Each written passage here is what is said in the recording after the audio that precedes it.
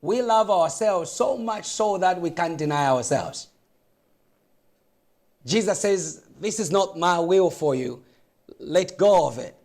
But God, I got kids. When you tell them, I don't want you to dress up in this one. I want you to dress. But Dad, this one looks good on me.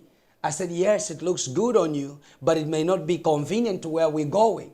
It is hot. We're going at the beach. You can't have your sweater or your winter jacket with you. But Dad, I want it. And then you let them take it. You go to the beach and they are burning. Oh, it's too hot now. It's too hot now. If you had listened to my instructions, I wasn't saying you can't have that. But it's not the season for that. Now, the biggest problem that we have, and I mentioned this in one of my teachings concerning revival, is that God has no problem to release his revival upon the church. God has a bigger problem of keeping his people revived. Why? Because his people do not let go of things that quenches the fire of God. We can't deny ourselves. So here he says, if anyone wants to follow after me, in another way, if anyone wants to be a disciple, let him deny himself. Take up his cross. This is not taking up a cross and go on the streets with a cross. He's saying, take up the cross and follow me. For whoever wants to save his life will lose it. But whoever loses it because of me and the gospel will do what?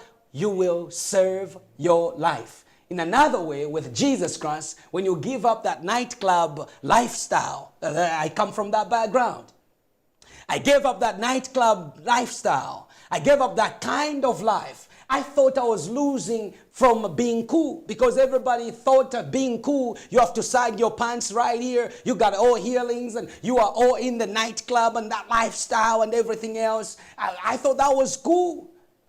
But listen, denying that saved me from certain situations that many of my friends could not survive from.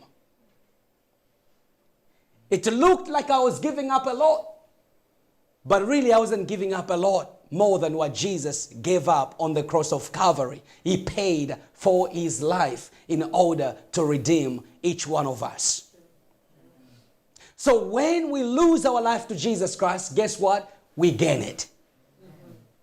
So the number one characteristics of a disciple, number one, is that he puts Jesus first in all things.